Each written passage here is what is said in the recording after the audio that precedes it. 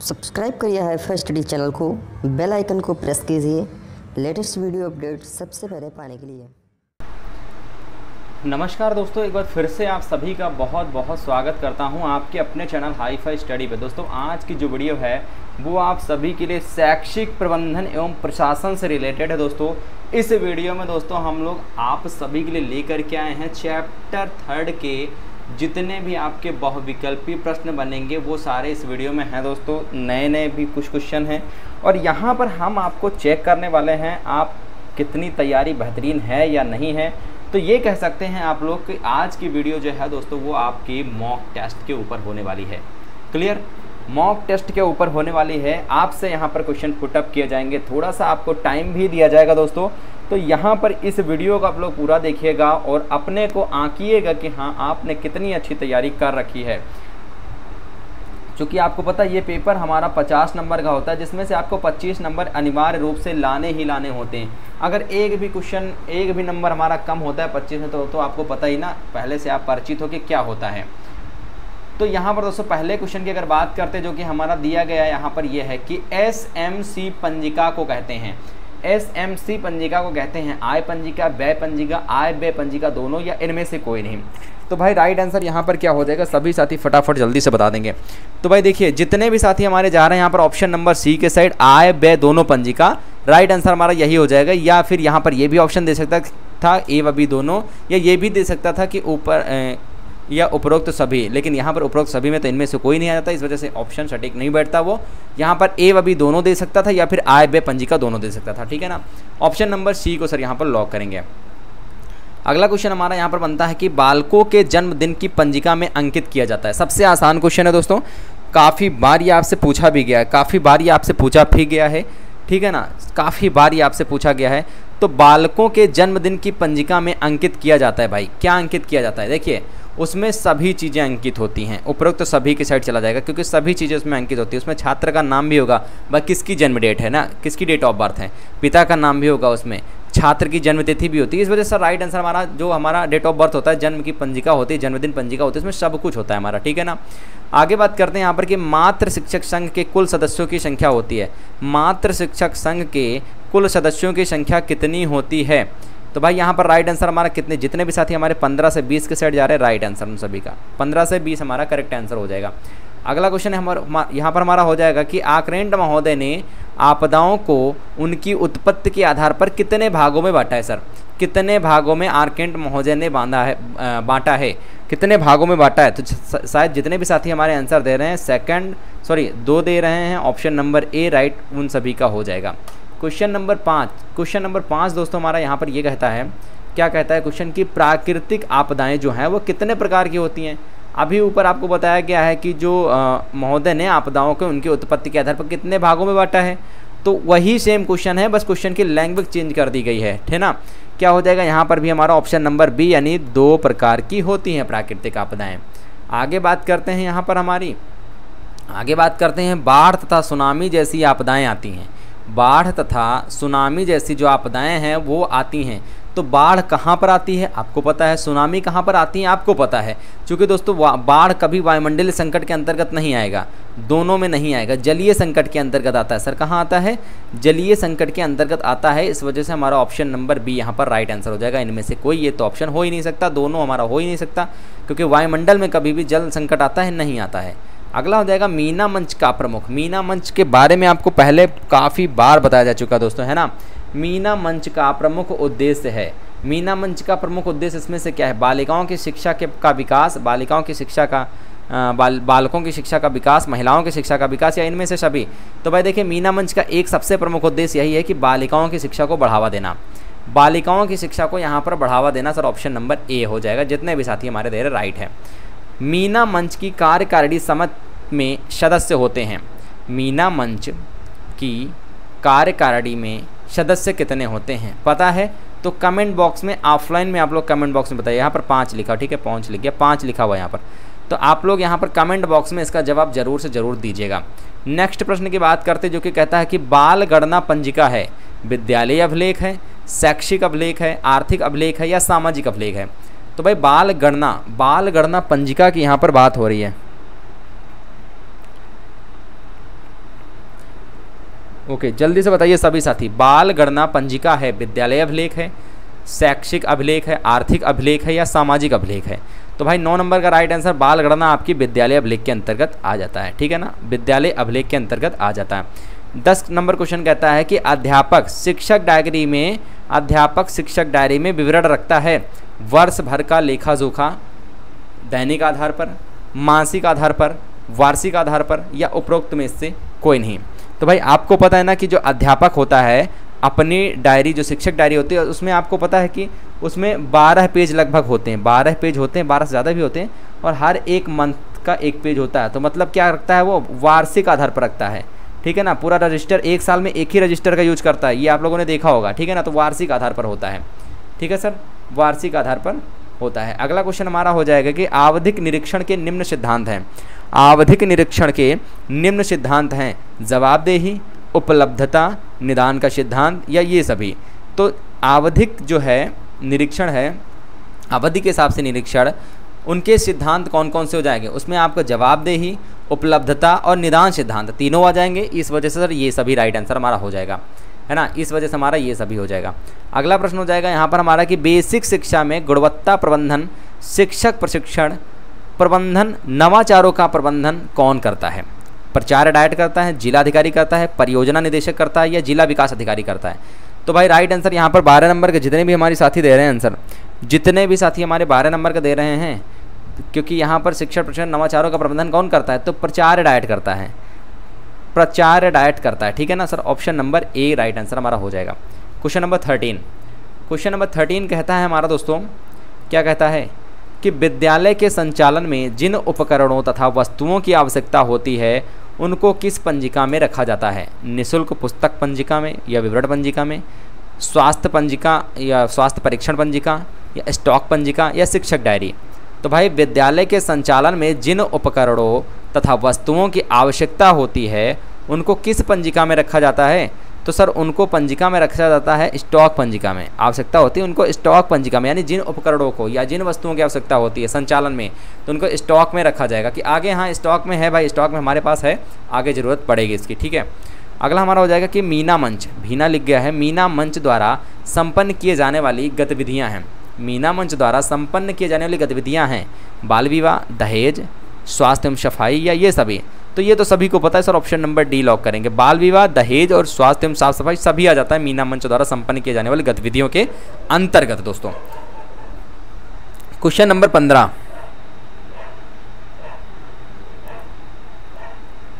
Question number 15, question number 15 क्या कहता है कि प्रति उपविद्यालय निरीक्षक, प्रति उपविद्यालय निरीक्षक जिसे हम डिप्टी साहब कहते हैं का पद कब समाप्त किया? ये क्वेश्चन एक बार आपको बताया भी जा चुका है, क्योंकि ये पद जो है ये समाप्त कर दिया गया है। ये 1996 में समाप्त किया दोस्तों, ठीक है ना, 1996 में समाप्त किया गया है ये पद, है ना। डिप्टी जो कलेक्टर होता है, डिप्टी का जो डिप्टी साहब का जो पद होता है वो अब समाप्त कर दिया गया है 1996 में। सहायक बेसिक शिक्षा अधिकारी का दूसरा नाम क्या है? सहायक बेसिक शिक्षा अधिकारी का दूसरा नाम क्या है? जिलाधिकारी, परियोजना निदेशक, खंड शिक्षा अधिकारी या जिला विकास अधिकारी? जल्दी से बताइए भाई सभी साथी।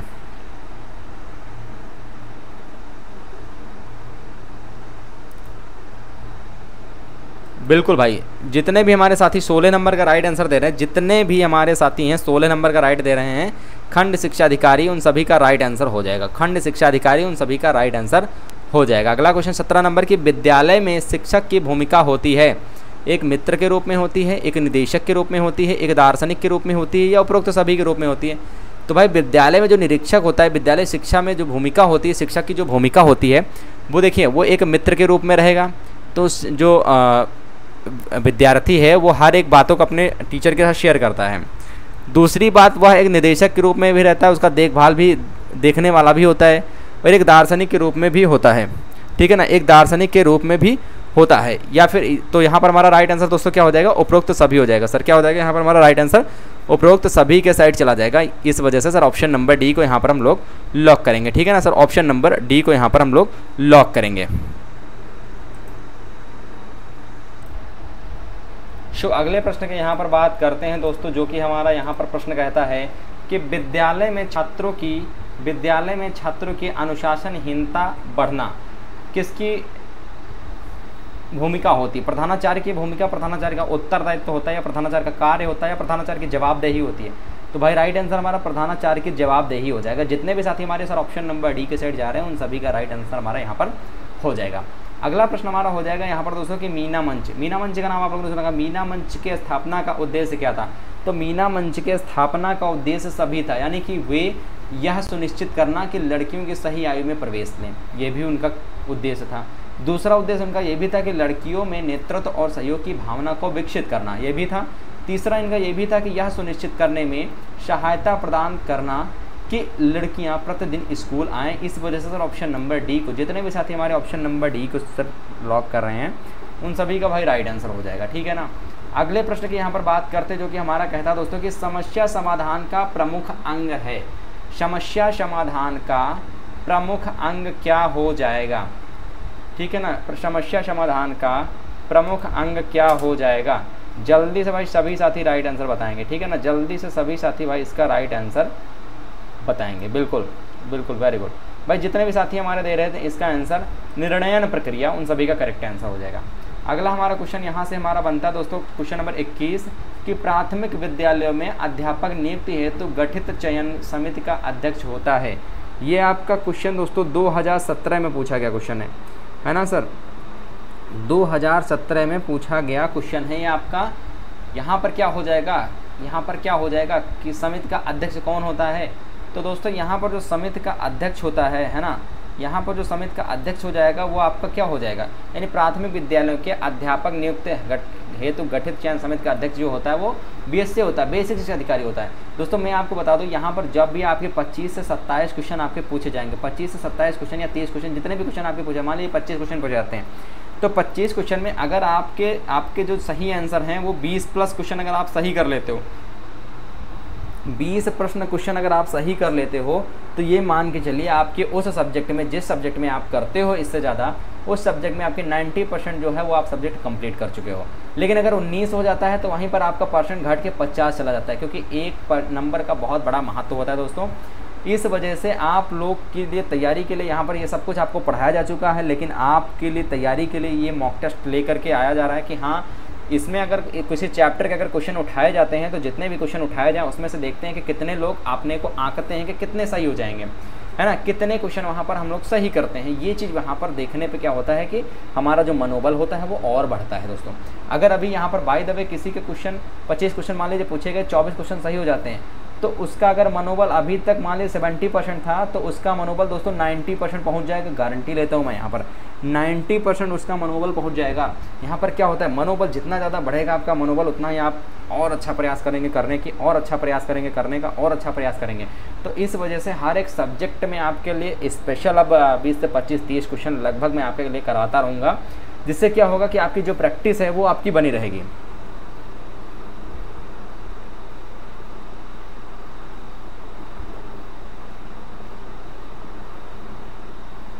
ठीक है ना।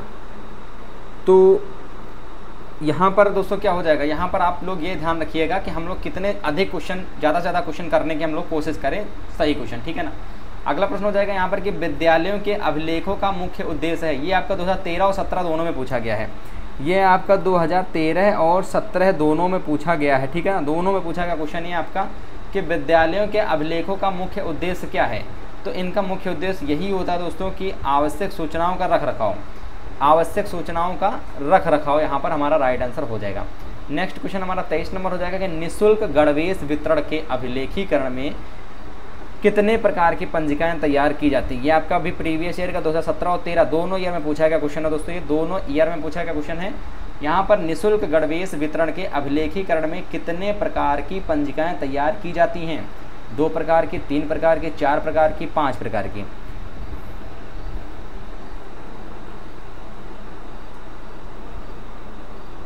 ठीक है ना, जल्दी से बताएंगे सभी साथी कि राइट आंसर क्या हो जाएगा यहाँ पर। तो दोस्तों यहाँ पर 3 प्रकार की, कितनी प्रकार की पंजिकाएं तैयार की जाती हैं, तो 3 प्रकार की पंजिकाएं जो हैं वो तैयार की जाती हैं। अगला प्रश्न हमारा हो जाएगा कि ब्लॉक स्तर का शिक्षाधिकारी कौन होता है।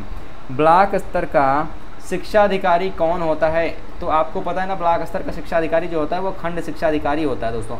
ऑप्शन नंबर सी यहाँ पर जितने भी साथी हमारे दे रहे हैं उन सभी का राइट आंसर हो जाएगा कि ब्लॉक स्तर का शिक्षाधिकारी कौन होता है। तो वो होता है एक खंड शिक्षा अधिकारी होता है।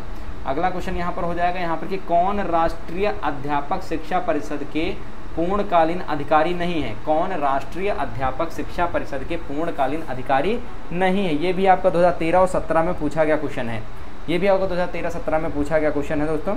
तो यहाँ पर दोस्तों राइट आंसर हमारा क्या हो जाएगा, वो हो जाएगा CBSE पदेन या CBSE पैटर्न, ठीक है ना। यानी कौन राष्ट्रीय अध्यापक शिक्षा परिषद के पूर्णकालीन अधिकारी नहीं है, तो CBSE पदेन जो होते हैं वो नहीं होते हैं। अगला हो जाएगा यहाँ पर हमारा कि प्रभावपूर्ण विद्यालय प्रबंधन का प्रमुख सिद्धांत है। ये भी 17-13 में पूछा गया क्वेश्चन है दोस्तों ये, ठीक है ना। ये भी 17 और 13 में क्वेश्चन पूछा गया है।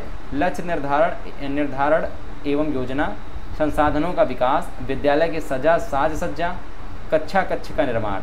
तो राइट आंसर क्या हो जाएगा, प्रभावपूर्ण विद्यालय प्रबंधन का प्रमुख सिद्धांत क्या होता है, संसाधनों का विकास। उसमें दिन प्रतिदिन जितने भी संसाधन हैं उनका विकास होना। अगला क्वेश्चन हमारा हो जाएगा 27 नंबर, कहता है कि बुक बैंक से संबंधित पंजिका नहीं है। बुक बैंक से संबंधित पंजिका नहीं है। 2018 में क्वेश्चन पूछा भी गया है। भंडार पंजिका, जी हाँ भंडार पंजिका, संचयी अभिलेख, दान पंजिका या कार्यवाही पंजिका। तो भाई राइट आंसर यहाँ पर हमारा क्या हो जाएगा, तो भाई राइट आंसर हमारा जो हो जाएगा 27 नंबर का वो दान पंजिका के अंतर्गत आता है। यानी बुक बैंक से संबंधित पंजिका नहीं है, दान पंजिका, ठीक है ना। संचयी भी है, भंडार भी है, कार्यवाही भी है, लेकिन यहाँ पर दान पंजिका नहीं होगा। अगला क्वेश्चन 28 नंबर। 28 नंबर हमारा क्वेश्चन कहता है दोस्तों यहाँ पर कि अधिकारियों द्वारा किए गए निरीक्षण विद्यालय के कार्य के घंटों तथा विद्यालय को प्रभावित करने वाली अन्य गतिविधियों का उल्लेख किया जाता है। 2018 में पूछा भी गया है। आदेश पुस्तिका में, लॉग बुक में, सेवा पुस्तिका में या विद्यालय कैलेंडर में। तो भाई 28 नंबर का राइट आंसर क्या हो जाएगा, जितने भी साथी हमारे लॉग बुक के साइड जा रहे हैं, लॉग बुक के साइड जा रहे हैं, उन सभी का राइट आंसर हो जाएगा ऑप्शन नंबर बी, ठीक है ना। अगला और इस चैप्टर का लास्ट क्वेश्चन, आज का लास्ट क्वेश्चन 29 क्वेश्चन है इसमें। तो इसमें आपके 25 क्वेश्चन तो सही होने ही होने चाहिए, ठीक है ना। 15 क्वेश्चन आपके पूछे जाते हैं, लेकिन 25 क्वेश्चन आपके सही होने चाहिए। क्वेश्चन कहता है कि संचयी अभिलेख पत्र में लेखा रखा जाता है। 2018 में पूछा भी गया। छात्र की प्रगति का, शिक्षक की प्रगति का, विद्यालय वित्त का या इनमें से कोई नहीं। तो 29 नंबर का राइट आंसर क्या हो जाएगा दोस्तों, 29 नंबर का राइट आंसर हो जाएगा संचयी अभिलेख पत्र में लेख रखा जाता है छात्र की प्रगति का। दोस्तों ऑप्शन नंबर ए हो जाएगा। तो यहाँ पर दोस्तों हम लोग 29 क्वेश्चन आप देखें हैं, है ना दोस्तों। 29 नंबर हम लोग क्वेश्चन देखे हैं और उम्मीद करते हैं इसमें से आपके लगभग बहुत से साथी ऐसे होंगे जिनके 25 क्वेश्चन सही होंगे, जिनके 25 से प्लस 27-28 सही होंगे। कुछ लोगों के 20 क्वेश्चन के नीचे भी होंगे, ठीक है ना। आपके कितने क्वेश्चन सही हुए हैं नीचे आप लोग कमेंट सेक्शन में जरूर मेंशन करिएगा।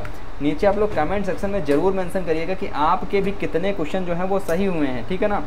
तो आशा करते हैं वीडियो पसंद आया होगा। वीडियो को ज़्यादा से ज़्यादा शेयर कर देना। मिलते हैं नेक्स्ट वीडियो के साथ, तब तक थैंक्स। जय हिंद, जय भारत, वंदे मातरम।